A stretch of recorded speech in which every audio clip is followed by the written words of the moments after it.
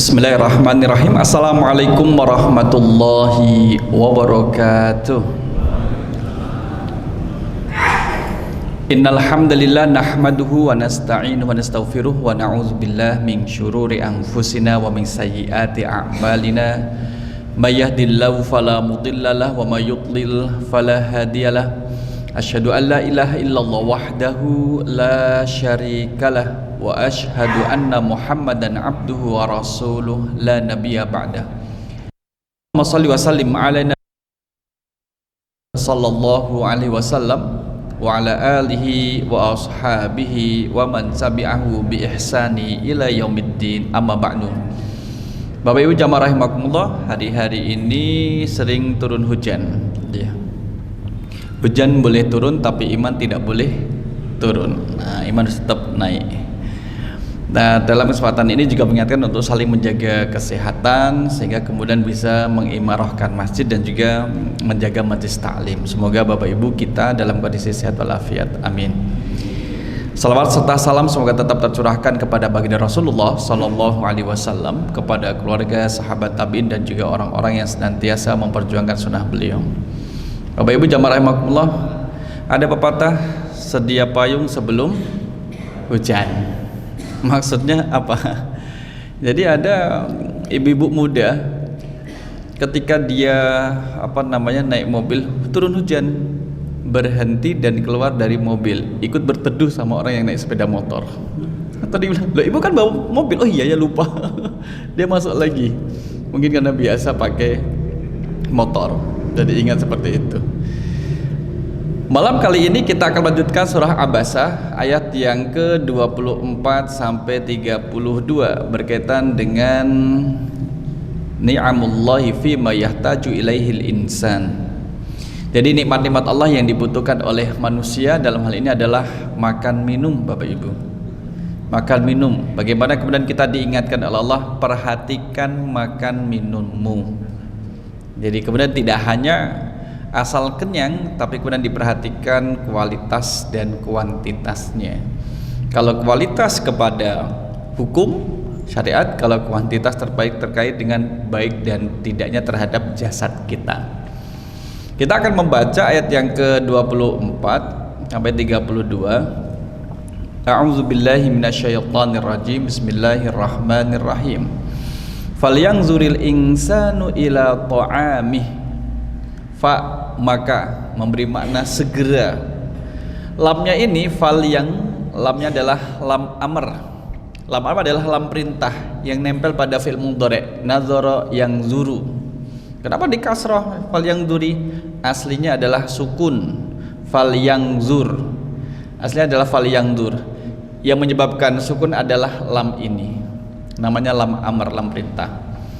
Kenapa di kasrah? Karena kalau disukun, roknya sukun, alif ini sukun, lamnya sukun. Gimana bacanya Bapak Ibu? Fal yang durrel, kan gitu. Relnya di sini. Maka kemudian dikasih harokat paling ringan adalah harokat kasrah. Fal yang zuril. Insanu manusia, fal yang duri. Maka hendaklah memperhatikan. Al insanu manusia. Yang dimaksud dengan manusia adalah semuanya, baik laki, perempuan, kecil, muda, dewasa, tua, ila ta'amihi, kepada makanannya. Kembali kepada al-insan. Kemudian dilanjutkan, anna sobabnal ma'a sobba. Anna ini dua kata Bapak Ibu. Aslinya adalah anna nahnu. Anna nahnu, anna sesungguhnya, nahnu adalah kami, yaitu kembali pada Allah. Nahnu menjadi na, annana, jadi anna. Nah, itu perubahannya. Anna sesungguhnya kami. Jadi kalau kami kembali pada Allah, maka itu menunjukkan kemahakuasaan Allah, keluhuran Allah, kemuliaan Allah, dan juga maha tingginya Allah. Sobabna, sobba menuangkan, mencurahkan, al-ma'a air, yang dimaksud adalah hujan, sobba dengan berlimpah. Jadi maf'ul mutlak karena ada fiilnya, sobba kini bentuk isimnya sobba. Jadi hujan yang Allah turunkan itu kemudian melimpah. Dan kita kemudian bersyukur pada Allah atas hujan yang Allah turunkan, sehingga kalau turun hujan gimana doanya? Allahumma ja'al shayyiban nafi'an. Semoga hujannya itu menjadi hujan yang bermanfaat.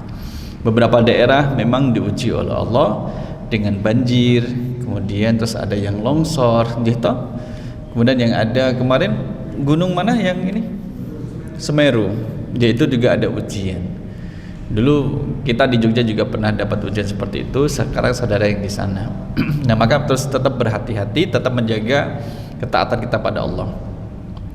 Thumma kemudian syaqqaqnal arda syaqqa. Thumma kemudian, jadi ada jeda waktu. Kalau fa itu memberi mana segera. Kalau thumma kemudian, ya masih ada jeda waktu beberapa saat.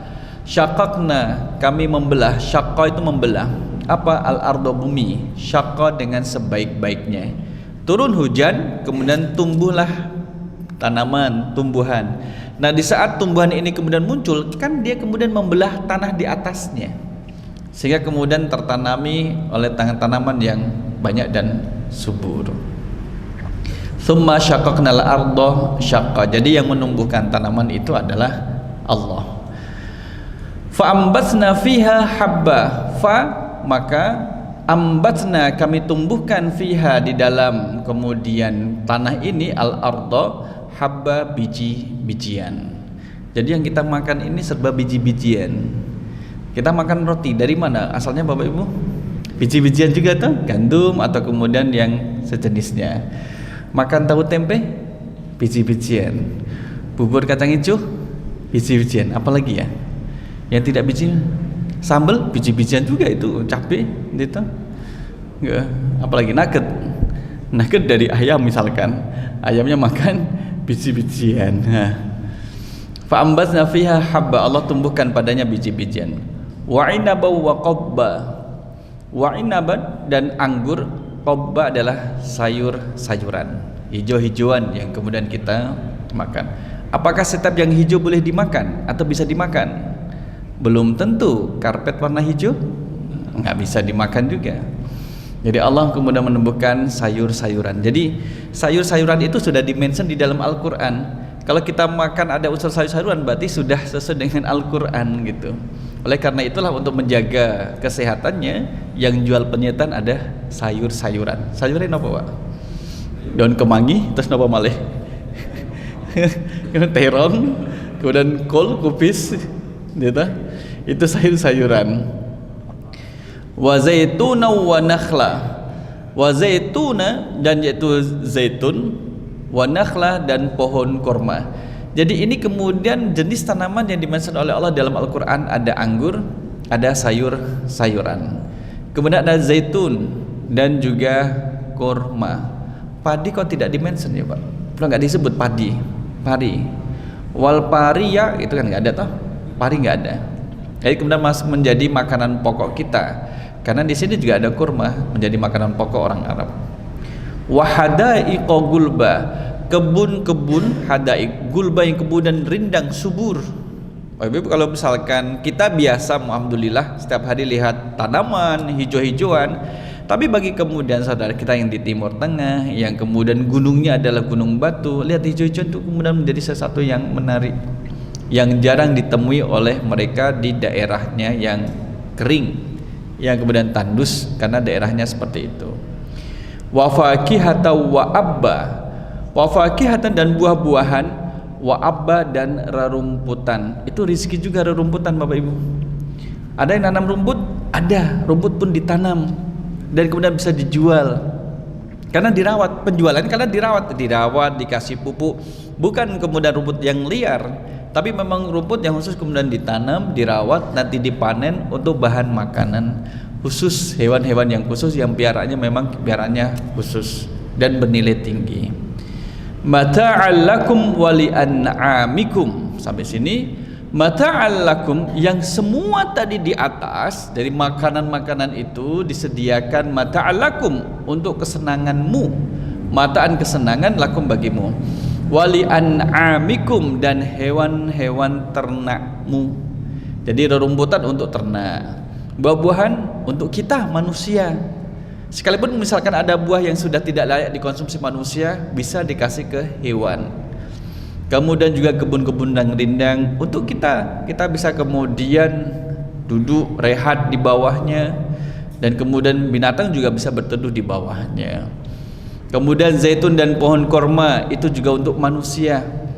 Buah zaitun, Bapak Ibu kalau seminggu makan zaitun dan dengan kuat atau tidak ya? Pagi sarapan zaitun, siang zaitun, malam zaitun. Zaitun itu buahnya besar apa kecil? Kalau tin, ya kan? Nah, sini buah zaitun. Ya lupa ya, ini adalah buah zaitun. Ini buah zaitun, dia kecil. Nggih, biasanya untuk asin-asinan. Kalau Bapak Ibu tindak haji umroh, nanti ada asin-asinan yang dipotong-potong ada, kemudian yang masih utuh juga ada. Bijinya keras. Ini buah zaitun. Kalau tin itu kemudian yang lebih besar, matang kayak gini, dalamnya biji-biji. Tapi manis, Bapak Ibu, kalau sudah matang manis. Dan kemudian bisa dikeringkan seperti ini, dikeringkan. Nanti dipotong kecil-kecil, Jadi ini adalah tin dan juga zaitun. Ada yang nanam buah ini Bapak Ibu? Monggo ditanam. Bisa tumbuh kok, bisa tumbuh. Nah itu buah dan tidaknya kita nggak tahu tergantung kondisi tanah. Siapa tahu selain makan ini Bapak Ibu lancar bahasa Arabnya kan. Alhamdulillah. Tin dan zaitun. Nah dari sini jamaah rahimakumullah kita mau lihat tafsirnya adalah ni'amullahi fima yahtaju ilaihil insan. Jadi semua yang Allah tunjukkan tadi di dalam surah Abasa ayat 24 sampai 32 itu adalah nikmat yang dibutuhkan oleh tubuh kita. Maka kalau dalam kitab Ta'lim Muta'alim Imam Az-Zarnuji menyebutkan jangan menjadi bakhil terhadap diri sendiri dalam bab yang ke-6 itu. Jadi kalau badan kita, fisik kita perlu makan. Ada yang dimakan, bismillah makan. Kalau misalkan kita mau minum yang menurut kita adalah seger ya, turuti selama itu adalah baik, halal lagi baik. Mau minum kelapa muda, monggo, asal tidak berlebihan dan tidak lupa untuk bayar. Jangan hanya minum-minum saja, tapi perlu dibayar.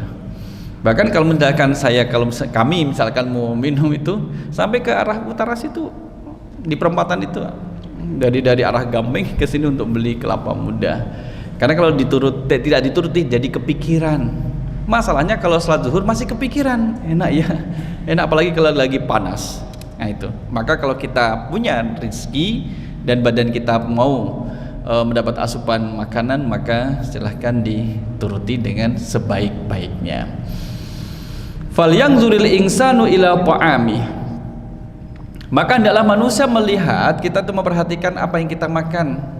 Bagaimana kemudian Allah menciptakan makanan kita, yang kemudian kita makan, dengannya kemudian kita bisa menegakkan tulang punggung kita tegak. Salat bisa menjadi tegak, berjalan ke masjid kemudian bisa menjadi tegak. Dari sumbernya adalah dari makanan tadi. Ini makanan yang kemudian Allah berikan kepada kita, dan itulah yang harus kita syukuri. Wa yakunu sababan li hayatihi, yaitu menjadi sebab kehidupan bagi manusia. Kalau manusia tidak makan, secara hitung-hitungan manusia, ada Dr. Aldi di dalam, itu nanti kalau kita nggak makan jadi kita lemes. Kalau kita lemes bagaimana sholatnya? Bagaimana takbiratul ihramnya? Nggak sampai atas tangannya. Bagaimana berdirinya? Nggak sampai selesai, jatuh karena lemes, tidak ada asupan makanan. Jadi inilah kemudian kita diajak untuk mentadaburi bahwa yang kita makan itu adalah dari Allah. Tidak hanya kemudian nikmat berupa benda makanan yang kita santap, termasuk adalah proses perjalanan kita bisa menyantap makanan itu, Bapak Ibu. Saudara kita ada yang diuji, mohon maaf giginya berlubang karena sudah antri mau berobat, nunggu-nunggu. Baru makan nasi, kemudian kemasukan nasi, Bapak Ibu, ya Allah kasihan. Nek bahasanya sangkai jengking karena sakitnya itu. Dicari di kumur-kumur masih sakit, kumur-kumur masih sakit. Dan yang dimakan cuman bukan utuh nasinya, nasi separuh masuk di sakitan. Dan kemudian kita bisa makan dengan baik, itu adalah satu kenikmatan. Gitu. Maka ketika makan sama seperti hadis dari Nabi, ya gulam samillah, bacalah bismillah. Ustaz, saya kalau makan baca Allahumma barik lana boleh enggak? Ya boleh, itu juga doa. Samillah, baca bismillah. Wakul biyaminik, makan dengan tangan kananmu. Kalau seseorang kemudian sehat, badannya sehat, makan dengan tangan kiri, berarti kan tidak bersyukur. Dalam hadis kemudian kutipan di Riyadhus Shalihin, ketika ada seseorang yang makan dengan tangan kiri, kemudian ditanya, Fulan, apakah tangan kananmu tidak bisa digerakkan sehingga kamu makan minum dengan tangan kiri? Tangan kanannya sehat, cuma dia mengatakan iya. Emang kenapa? Nantang. Saat itu juga tangan kanan tidak bisa digerakkan. Saat itu juga, karena dia kemudian bisa menggerakkan tangan kanannya, tapi kemudian tetap makan dengan tangan kirinya. Ketika diingatkan malah nantang, iya emang kenapa tangan kanan saya nggak bisa digerakkan? Emang kenapa? Saat itu juga Allah ijabahi, tangan kanannya tidak bisa digerakkan. Berbeda ketika seseorang, namanya juga manusia nggih, ketika makan dengan tangan kiri, tangan kiri ganti dengan tangan, oh ya astagfirullahaladzim, saya pindah dengan tangan kanan. Itu lebih bagus daripada yang pertama tadi, kemudian menantang. Kadang misalkan bapak ibu ketika masih remaja, kalau makan bakwan sama cabai, cabainya di tangan kanan apa tangan kiri? Nah kiri, bakwannya di tangan kanan apa tangan kiri? Nah kan gitu. Jadi tangan kanan makan bakwan, kemudian tangan kiri cabainya masuk, sebagainya. Sama kalau sekarang ini bapak ibu makan steak, motong-motongnya pakai tangan kanan kiri, tangan kanan, masuknya makannya dengan garpu tangan kanan apa kiri? Nah kita pakai tangan kanan. Meskipun gitu, nggak, nanti kelihatan orang kampungan kalau makan steak pakai tangan kanan. Emang kenapa? Ya mereka kan di tangan kiri megang garpu untuk motong-motong steaknya, setelah terpotong-potong makannya dengan tangan kanan. Nah itu sebagai orang mengatakan, itu kan masalah receh, cuman makan aja. Bukan, itu adalah keberadaban dan kebersyukuran atas nikmat yang Allah berikan. Jadi memang yang kecil, kalau yang kecil ini tidak disyukuri, yang besar belum tentu disyukuri. Kalau nikmat yang dikatakan kecil, padahal nikmat besar, sehat itu kan nikmat besar, disyukuri, baca bismillah. Wakul biyaminik, makan dengan tangan kananmu. Wakul mimma yalik, makan dengan makan yang ada di sekitarmu, yang dekat. Tidak usah kemudian sampai, mohon maaf, merangkak untuk sana, nanti balik lagi. Kemudian merangkak-rangkak sampai ngambil makanan di sana, padahal di sampingnya ada makanan. Oleh karena itu bapak ibu kalau misalkan bertamu ke rumahnya Takmir Al-Aman misalkan, biasanya ke rumah Takmir kan banyak jajanannya toh. Salam, kemudian dipersilakan duduk. Nah sebelum duduk, jajanan di atas meja yang enak sebelah mana? Duduk di samping makanan itu. Nah gitu. Tapi biasanya kan beberapa daerah, kalau di daerah Pantura, yang enak ditaruh di depan tuan rumah, kemudian selera makanan di bawahnya, di bawah ujung sana kerupuk ginang, itu yang nggak jauh. Tapi yang kemudian kayak kacang mete itu di depan tuan rumah, ya kan. Apalagi misalkan saya dari Kudus, itu bowl tempat toplesnya itu memang besar-besar. Jadi kalau kita ngambil itu bisa ngerakup, tapi keluarnya harus menyisakan cuma 3 biji 4 biji baru bisa keluar, karena leher toplesnya kecil, lehernya itu kecil. Nah kalau mau ngambil itu, mau ngambil kacang di depan tuan rumah, ya Allah mau kemana kok buru-buru mau pamitan? Lah kita tuh mau ngambil, bukan mau salaman. Dikira mau salaman, tangan kita sudah ditarik. Masa kita nggak jadi pamitan? Hanya pamitan tiba mendadak. Ya Pak, besok aja kesini lagi gitu Pak. Kapan ya itu toples di depan Bapak dipindahkan ke ujung sana? Ya enggak. Maka dalam hal ini jamaah rahimakumullah, wakul mimma yalik, yang ada di sekitar kita. Toh yang kita makan juga insya Allah tidak banyak, kita tidak banyak.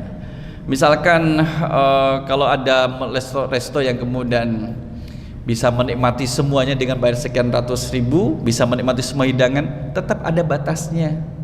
Kita ada batasnya. Makan daging tetap ada batasnya, malah nggak sehat kalau banyak-banyak. Ada batasannya. Falyanzuril insanu ila ta'amih. Nah, dalam hal ini kemudian kita juga memperhatikan aspeknya. Ada kemudian ini yang kita siapkan Bapak Ibu adalah Al-Baqarah 168. Dalam surat Al-Baqarah 168 kita lihat Al-Baqarah 168-nya. Kita lihat di sini biar ada terjemahannya. Nanti sama 172. Ini bunyinya a'udzubillahi minasyaitonirrajim. Ya ayyuhan nas kulu mimma fil ardi halalan thayyiba. Ya ayyuhan nas, wahai manusia, kulu, makanlah, fil ardi, jadi di bumi, makanan, sebagian makanan yang ada di bumi itu halalan thayyiban, ada yang halal lagi baik. Halalnya dulu baik. Halal secara syariat, secara syariat itu dihukumi adalah makanan minuman ini adalah halal. Makanan minuman ini adalah halal. Lebih pada makanan gitu. Karena ada barang yang dihukumi halal tapi tidak baik. Barang itu dihukumi halal tapi tidak baik karena barang itu tidak termasuk makanan. Gitu. Tidak termasuk makanan. Nah, halal dulu baru baik. Wala tattabi'u khutuwati syaitan. Janganlah kalian itu mengikuti langkah-langkah setan. Maknanya setan itu akan menggoda manusia untuk tidak patuh terhadap dua hal ini. Kalau tidak halal, ya tidak baik. Kalau digoda untuk makan yang haram saja, apalagi godaannya cari yang haram saja susah, apalagi yang halal, itu kan salah. Kita harus membalik. Adanya kita diperintahkan oleh Allah untuk makan yang halal, berarti Allah sudah memudahkan jalannya untuk mendapatkan yang halal. Kenapa Allah mempersulit mendapatkan yang halal sedangkan Allah perintahkan kita untuk makan yang halal? Justru dengan adanya perintah kita makan yang halal berarti ada kemudahan jalan untuk mendapatkan yang halal. Urip, urup, obah, mamah. Nek mau obah, insya Allah bisa makan. Kalau mau bergerak itu bisa makan. Tapi kalau cuma hanya di rumah pasrahlah, kita pasrah, nanti ditakdirkan ada yang ngasih makanan yo makan, kalau enggak ya enggak. Ya bukan gitu. Allah kemudian menyuruh kita untuk bergerak halalan thayyiba. Inilah setan, innahu lakum aduwwum mubin. Setan itu sesungguhnya setan bagi kalian aduwwum adalah musuh mubinun yang nyata. Jadi berarti kalau kita lihat dari susunan ayat Al-Quran ini, betapa getolnya setan untuk menggoda manusia agar tidak makan makanan yang halal, agar tidak makan makanan yang halal. Jadi terus digoda. Halal itu kemudian meliputi dua hal. Satu adalah zat bendanya, makanannya. Yang kedua adalah cara mendapatkannya. Kalau cuma hanya satu saja, bendanya halal tapi cara mendapatkannya haram, dinilai haram. Misalkan ayam goreng itu kemudian halal, disembelih dengan yang bernama bismillah, dimasak juga dijaga kehalalannya, tapi mendapatkannya dengan cara mencuri itu menjadi haram, dan yang halal berubah menjadi haram. Dibalik sekarang adalah minuman keras, itu secara zatnya bendanya adalah haram, tapi dia mendapatkan dengan cara yang halal, jual beli kemudian diantar, sekalipun halal, maka barang yang haram tetap menjadi haram. Wah Ustaz, kita mau makan babi, ya itu haram, tapi babinya sudah disyahadatkan, nggak ada hubungannya, mau disyahadatkan mau apa, nggak ada hubungannya, tetap haram gitu. Nanti setelah makan kita istighfar, jangan main-main dengan hukum Allah. Kemudian menyengaja, yuk kita makan makanan haram, setelah ini kita beristighfar, hati-hati. Itu satu kemudian godaan dari setan ini loh. Jika kemudian pada saat itu dia bisa beristighfar, bertobat, belum tentu yang kedua kali dia akan selamat, karena sudah merencanakan dan kemudian sudah menjadi mempermainkan hukum Allah. Tahu, karena dia tahu. Kecuali kalau tidak tahu, ini kok kriuk-kriuk ya, apa ya? Ternyata adalah daging babi atau kulitnya babi, kriuk-kriuk, dikira adalah keripik, ternyata adalah kulitnya babi. Kalau tidak tahu maka tidak haram. Tapi di saat dia tahu, oh ini punya babi ya, nanggung tinggal dikit, itu haram. Itu kemudian menjadi haram, jamaah rahimakumullah.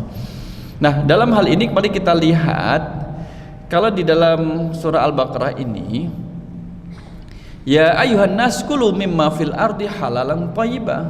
Faqama Sa'ad bin Abi Waqqas itu pernah berdiri ketika dibacakan ayat ini untuk makan makanan yang halal lagi baik. Faqala ya Rasulullah, wahai Rasul, ud'ullah ayyaj'alani, ya Rasul, doakan saya Rasul, doakan, mintakanlah kepada Allah agar menjadikan aku mustajabat dakwati, doa-doaku terkabulkan. Maka Sa'ad bin Abi Waqqas itu memohon kepada Rasul agar didoakan. Jadi didoakan oleh Rasul agar doa-doa yang dipanjatkan oleh Sa'ad bin Abi Waqqas itu dikabulkan oleh Allah. Kan kalau kita berdoa demikian toh Bapak Ibu, ingin dikabulkan doanya. Ma min muslimin yad'u bi da'watin laisa fiha itsmun wala qati'atur rahim illa atallahu biha ihda min salasin. Jadi selama muslim itu berdoa dan tidak ada unsur berbuat dosa atau memutus tali silaturahim, Allah akan kabulkan doanya, satu dari tiga pilihan yang ada. Faqala, maka Rasul kemudian bersabda, ya Sa'du, wahai Sa'ad, atib mat'amaka, atib mat'amaka, perbaikilah makananmu.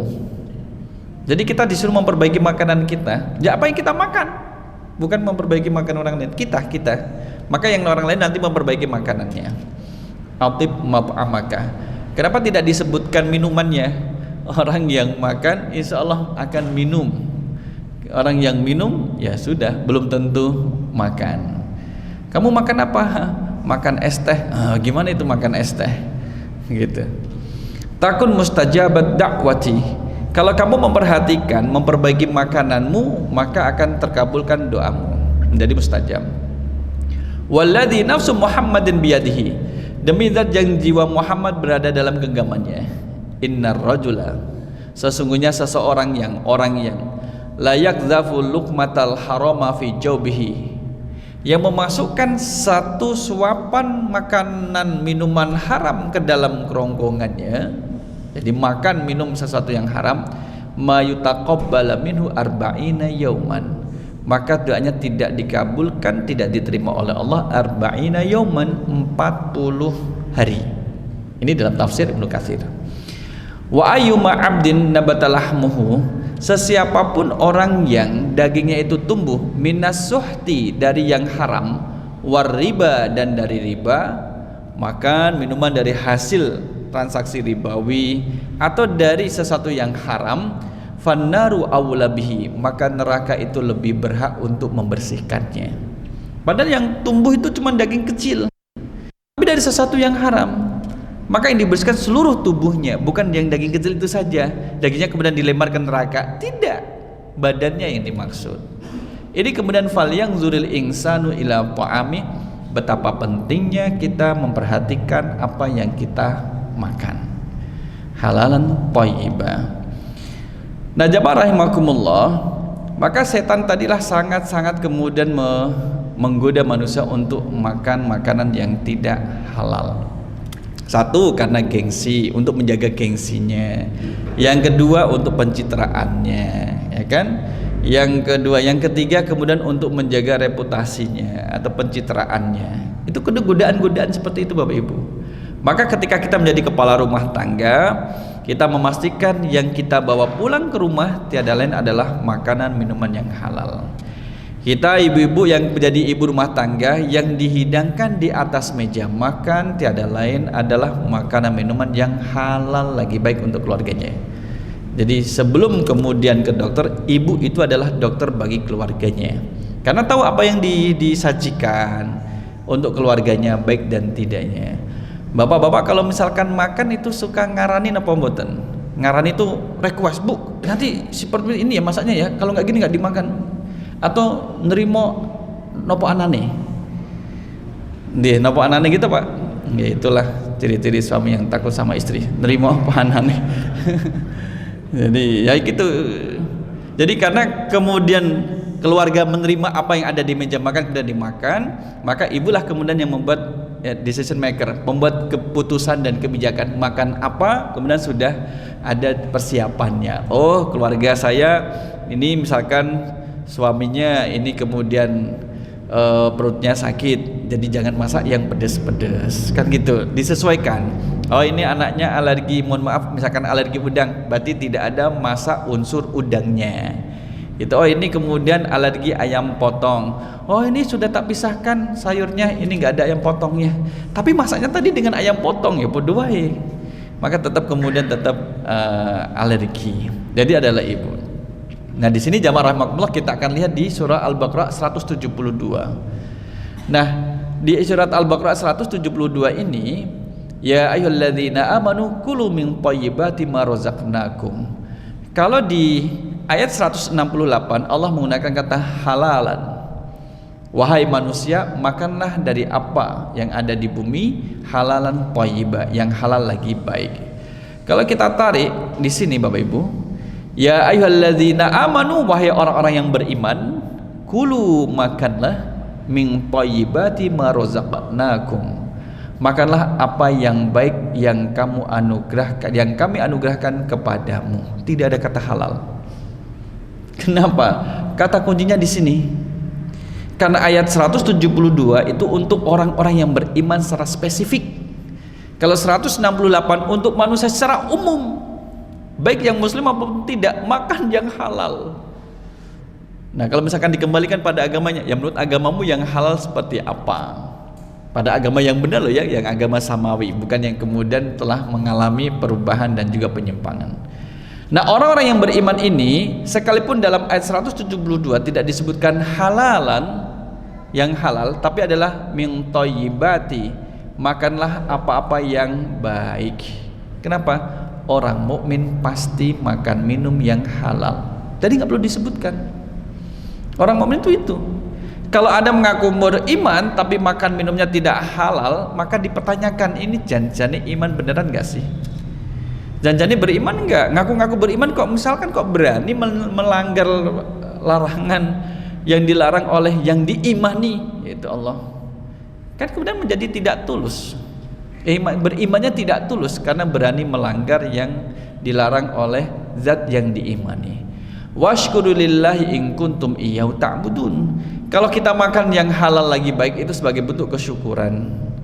Termasuk juga kalau kita makan makanan yang halal, itu meringankan kita untuk beramal soleh. Orang yang makan makanan yang kemudian haram, berat Bapak Ibu, beramal soleh itu berat. Yang menjadi pemberatnya adalah tadi dosa dari barang yang haram itu yang masuk dalam dirinya. Kita pernah dapat kisah bagaimana Abu Bakar itu sampai memasukkan jari jemari untuk mengeluarkan makanan yang tidak diketahui asal usulnya, ini janjinya halal atau haram sih, kemudian dimuntahkan. Nah daripada kemudian masuk di dalam tubuhnya dan menjadi sesuatu daging, kan fannaru aula bihi, neraka lebih berhak untuk membersihkannya. Dalam satu acara misalkan kan ada snack yang lebih, wah snack kita tinggal 2, tapi sebelahnya ada snack yang masih utuh. Nah kira-kira kalau sudah bubar nggak ada orang, itu snack yang utuh Bapak Ibu selamatkan atau dibawa pulang? Selamatkan ya. Selamatkan. Jadi menjadi ujian.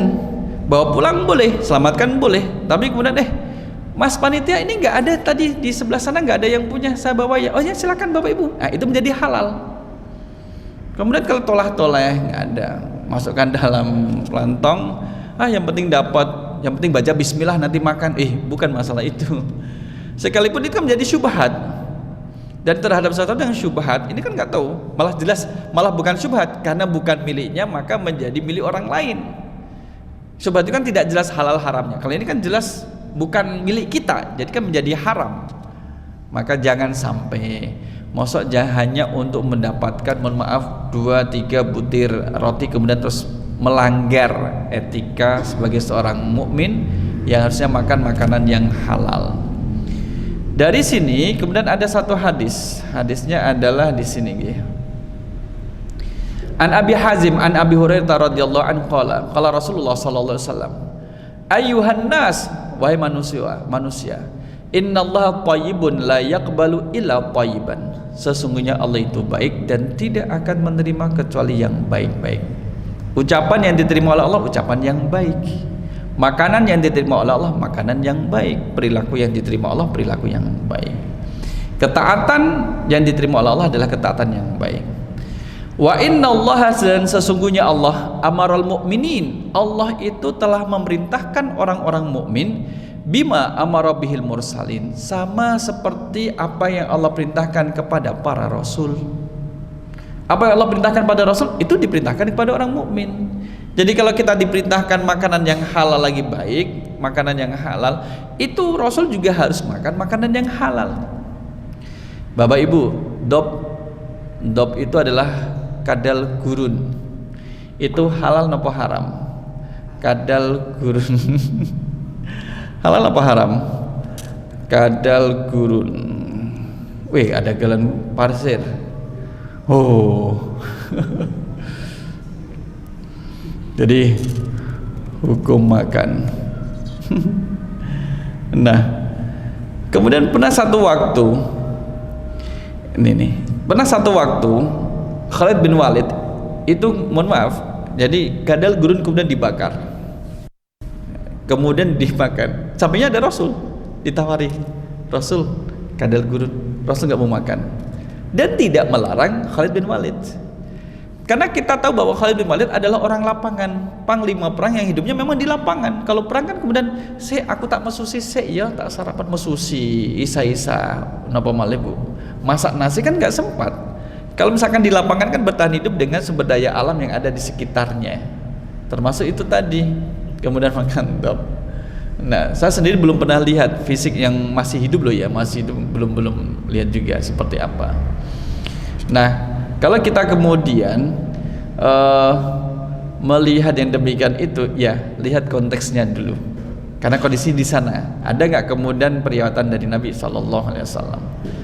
Kembali ke sini, bagaimana firman Allah? Ya ayyuhar rusulu kulu minat thayyibati wa'malu salihah. Wahai para rasul, makanlah dari yang baik-baik, wa'malu salihah. Kalau kita makanan yang baik, maka ringan untuk beramal soleh. Inni bima ta'maluna alim. Sesungguhnya aku maha mengetahui dengan apa yang kalian kerjakan. Surah Al-Mu'minun ayat 51. Allah juga berfirman, ya ayyuhalladzina amanu kulu min thayyibati ma razaqnakum. Al-Baqarah 172. Wahai orang-orang yang beriman, makanlah dari yang baik-baik, dari apa yang kami rezekikan kepada kalian. Nah, Rasul ketika membacakan ayat ini kemudian menyebutkan summa dzakara rajula. Rasul menyebutkan seseorang yang, kalau misalkan disebut laki-laki, ini juga berlaku untuk perempuannya. Yutilus safar, melakukan perjalanan panjang. Kemudian asy'atha akbar. Jadi rambutnya itu kemudian ada bekas-bekas perjalanan panjang. Entah kemudian ada debu yang nempel, rambutnya kusut, kan wajar gitu. Kalau misalkan angin besar kan pada nempel.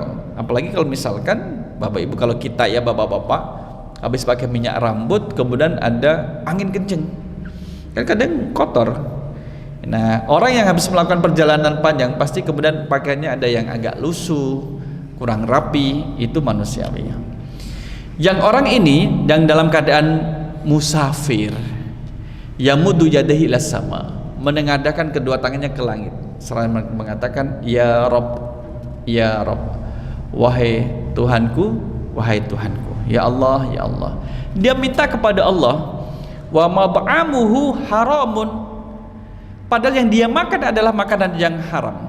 Wa mashrabuhu haramun, yang dia minum adalah minuman yang haram. Wa malbasuhu haramun, pakaiannya pakaian yang haram, pakaiannya pakaian yang haram.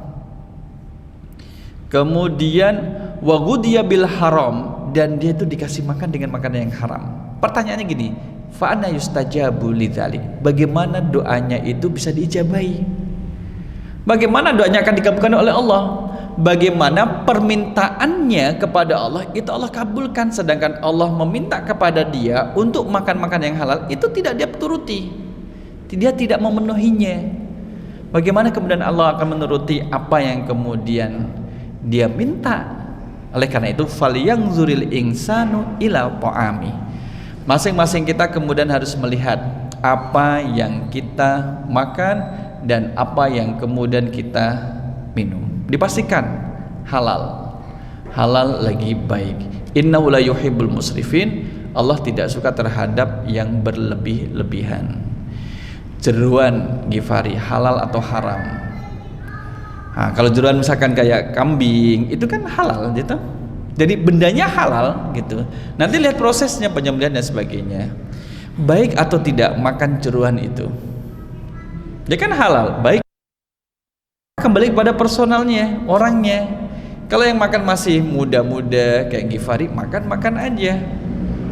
Tapi kalau yang makan itu Mbah Ghifari, beda lagi. Berarti dia halal, tapi bagi beliau tidak baik karena kondisi fisiknya, sehingga kemudian tidak perlu kemudian dipaksakan. Sama seperti ketika membahas tentang bab udhiyah, kurban. Sahibul kurban itu boleh memakan daging kurbannya, katanya boleh. Jadi fakulu min luhumiha, perintah dalam hadis adalah fil amr, dan sebagian dari daging kurbanmu. Nah, kata perintah dengan kulu itu dipahami oleh ulama bukan wajib, tapi boleh. Kalau makan boleh, tidak juga boleh. Kita dengarkan azan.